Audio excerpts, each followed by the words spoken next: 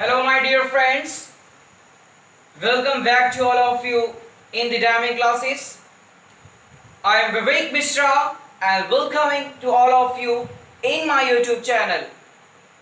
As you perfectly know that we are discussing about transformation, and I told you about transformation that structure should change but meaning will same.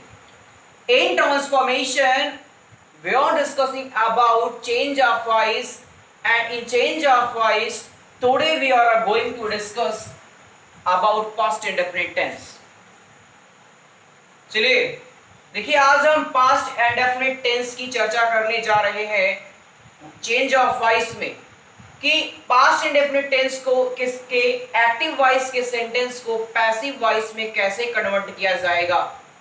ठीक है, उसके बारे में क्या rule होगा, हम कैसे परिवर्तन करेंगे, उसके बारे में हम चर्चा करने जा रहे हैं यहाँ पे कि पास्ट इंडेफिनिट टेंस का सेंटेंस होगा तो उसकी पैसिव वॉइस हम कैसे बनाएंगे। ठीक है, तो सबसे पहली बात जो मैं बताता हूं कि पहले उस टेंस को आप पहचानोगे कैसे। आप अपने तरीकों को अपडेट करो, मैंने पहले ही बताया है पास्ट इंडेफिनिट टेंस की को पहचानना है तो जो मेन वर्ब की क्या होगी, सेकेंड फॉर्म रहेगी। वे सेंटेंस जिसमें मेन वर्ब की सेकेंड फॉर्म का यूज होता है अफर्मेटिव सेंटेंस में तथा नेगेटिव और इंट्रोगेटिव सेंटेंस में डिड का यूज होता है प्लस मेन वर्ब की फर्स्ट फॉर्म के साथ, उसे हम पास्ट इंडेफिनिट टेंस कहते हैं। तो अपने पहचानने की तरीकों को बदलिएगा कि नहीं आप था ती थे, इससे नहीं पहचानोगे, क्योंकि इंग्लिश के सेंटेंस में आपको ये पहचान नहीं मिलने वाली है। पास्ट इंडेफिनिट टेंस से अगर आपको पहचानना है तो पहचानने का तरीका क्या है, मेन वर्ब की सेकेंड फॉर्म रहेगी, अगर नेगेटिव या इंट्रोगेटिव सेंटेंस रहेगा तो डिड रहेगा, या तो मेन वर्ब की फर्स्ट फॉर्म रहेगी। तो ये है आपकी पास्ट इंडेफिनिट टेंस की पहचान। ठीक है, अब बात आती है यदि अफर्मेटिव सेंटेंस होगा आपका, यदि आपका अफर्मेटिव सेंटेंस होगा तो उसे एक्टिव से पैसिव में कैसे बदलेंगे। ठीक है, पहले हम अफर्मेटिव सेंटेंस के स्ट्रक्चर को जान लेते हैं। देखिए, इसमें पास्ट इंडेफिनिट टेंस में क्या होता है, चाहे जो भी आपका प्रोनाउन रहे, चाहे जिस पर्सन का, उसमें आपको मेन वर्ब की सेकेंड फॉर्म का यूज करना ही करना है, डिड का यूज सबके साथ होता है, तो पहचानने में कोई दिक्कत नहीं होगी। अफर्मेटिव सेंटेंस की का अगर हम एक्टिव वॉइस का स्ट्रक्चर लिखते हैं, पहले किसका, एक्टिव वॉइस। अगर हम एक्टिव वॉइस के स्ट्रक्चर की बात करते हैं तो उसका स्ट्रक्चर क्या होता है, subject plus verb second plus object. यही जो है आपके पॉजिटिव सेंटेंस का क्या होगा, ये आपके पास्ट इंडेफिनिट टेंस के पॉजिटिव सेंटेंस का आपका क्या होगा, स्ट्रक्चर होगा।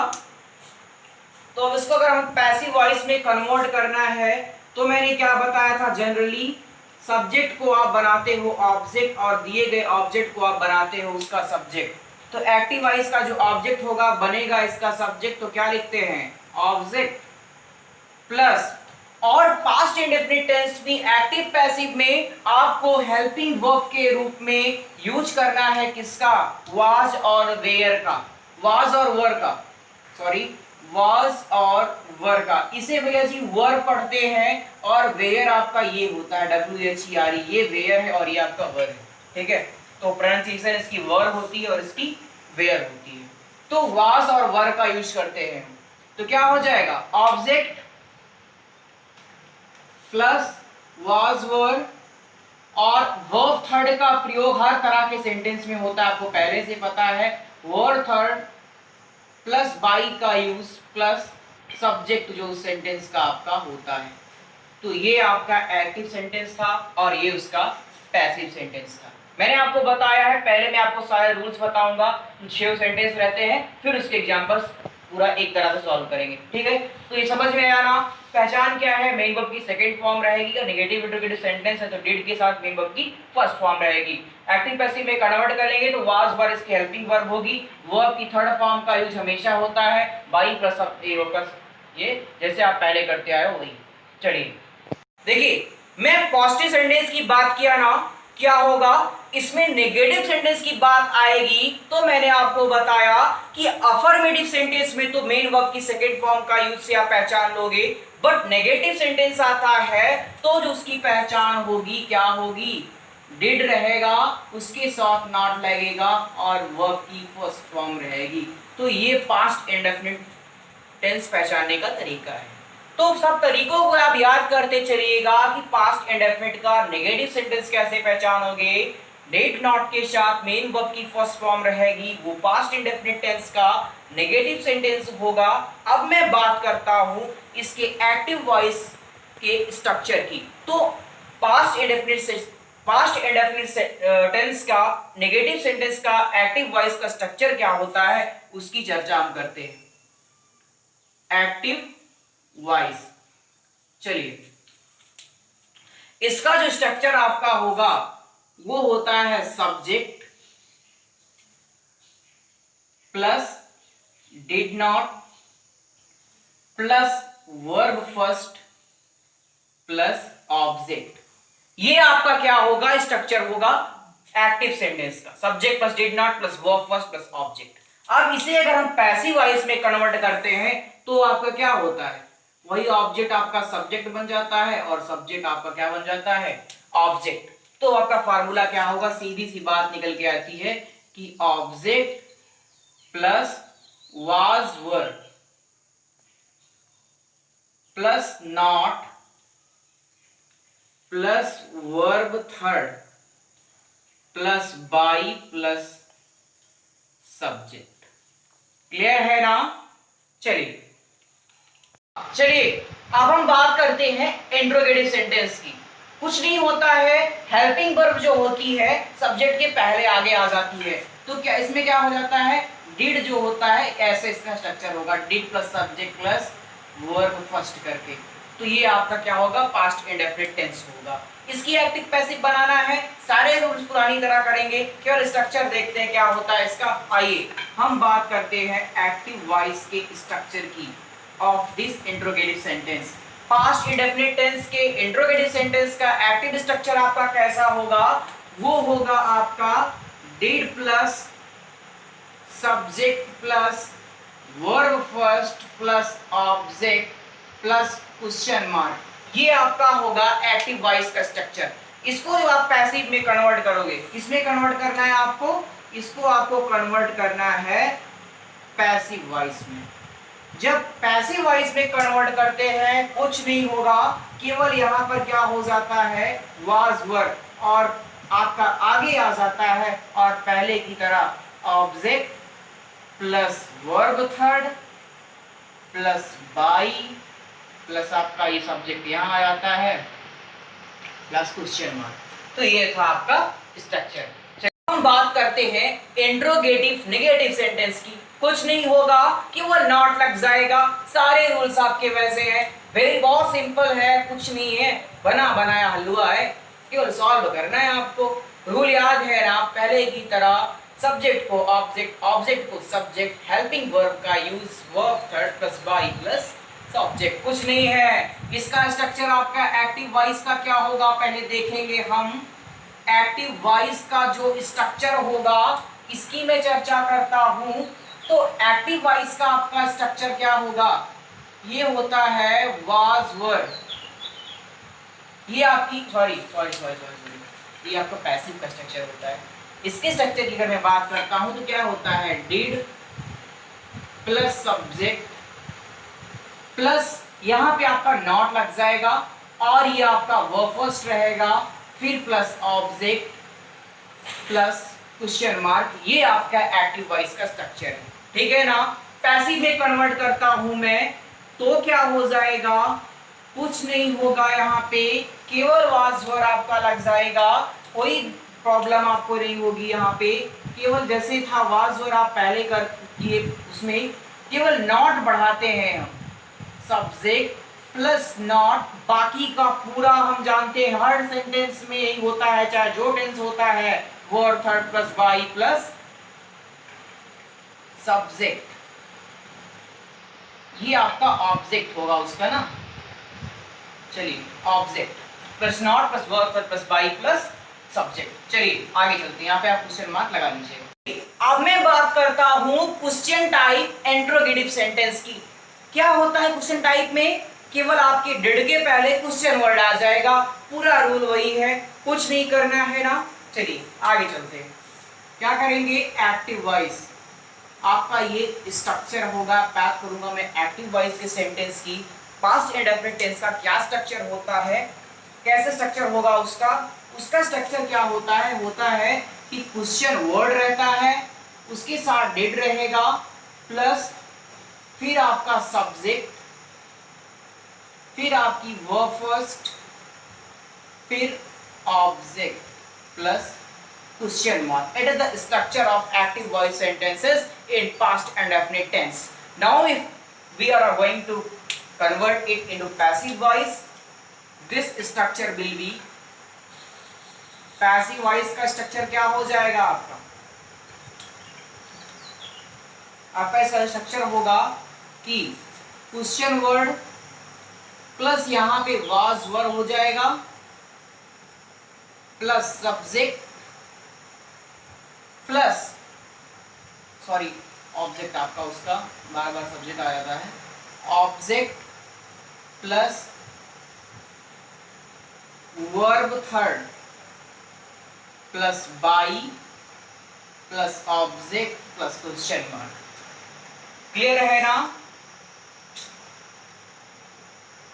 सब्जेक्ट प्लस क्वेश्चन मार्क, ठीक। चलिए अब मैं बात करता हूं question type interrogative negative sentence में। इसमें क्या होगा? नॉट लग जाता है आपका ना, और पूरा का पूरा आपको पता ही है, कुछ नहीं, कोई चेंज नहीं होता है। क्वेश्चन वर्ड होगा plus did plus subject plus verb first, sorry not रहता है ना, subject plus not plus verb first plus object plus question mark, ये आपका स्ट्रक्चर होता है एक्टिव वॉइस का। पैसिव में कन्वर्ट करेंगे कुछ नहीं होगा, खाली आपका कुछ डिड के स्थान पे क्या हो जाता है, वाज वर्ब आपको पहले ही पता है, फिर प्लस सब्जेक्ट और यहाँ पे नॉट लगेगा, पूरा का पूरा प्रोसेस वही पुराना वाला, ठीक है। Verb third plus by plus object plus question mark. चलिए तो ये था आपका फार्मूला। मैंने हर सेंटेंस के फार्मूले को बताया कि कौन सा आपको कैसे करना है। अब चलते हैं इस पर हम लेंगे कुछ एग्जांपल्स। चलिए देखिए अब हम कुछ सॉल्व करते हैं, क्वेश्चंस को एक्टिव से पैसिव में बदलते हैं। सारे रूल्स बता दिया है, टेंस को आप कैसे पहचानोगे। आइए कुछ 6 आपके एग्जांपल्स हैं, इसके द्वारा हम देखते हैं। चलिए ही प्लेड हॉकी, ठीक है, ही प्लेड हॉकी कैसे पहचानेंगे? पास्ट इंडेफिनिट टेंस है, मेन वर्ब की सेकेंड फॉर्म है, इसकी वजह से ये क्या है आपका पास्ट इंडेफिनिट टेंस है। अब हम क्या करेंगे? सब्जेक्ट को बनाएंगे, ऑब्जेक्ट को बना देंगे सब्जेक्ट और सब्जेक्ट को करेंगे ऑब्जेक्ट, तो क्या हो जाएगा? हॉकी। फिर हेल्पिंग वर्ब आपकी मैंने बताया क्या होगी? वाज और वर्ब होगी, तो हो जाएगा हॉकी वाज, और ये हो जाएगा played. Hockey was played by he को ऑब्जेक्ट होता है ही। क्लियर है ना? आइए चलते हैं आगे। Sita gift him a book, फिर कैसे पहचाना पास्ट इंडेफिनिट है? मेन वर्ब की सेकेंड फॉर्म, ठीक है, इसलिए पास्ट इंडेफिनिट। ऑब्जेक्ट को बनाते हैं हम subject, a book. Similar noun है इसलिए वाज का प्रयोग, अ बुक वाज। गिफ्ट का हो जाएगा गिवन। टू हिम मैंने उस दिन बताया था, जब कोई यहाँ पर आप क्या करोगे? डायरेक्ट और इनडायरेक्ट ऑब्जेक्ट आपका होता है, डायरेक्ट ऑब्जेक्ट होता है। जब आप इनडायरेक्ट ऑब्जेक्ट को ले जाते हो और यहाँ पर डायरेक्ट ऑब्जेक्ट बचता है, तो उसके लिए हम वर्ब के साथ जोड़ने के लिए टू का यूज करेंगे, ठीक है। To him by Sita. Clear है ना? आइए आगे चलते हैं। You did not solve this question, did not plus verb की first form negative sentence of past indefinite tense. फिर ऑब्जेक्ट को बनाएंगे हम सब्जेक्ट। This question,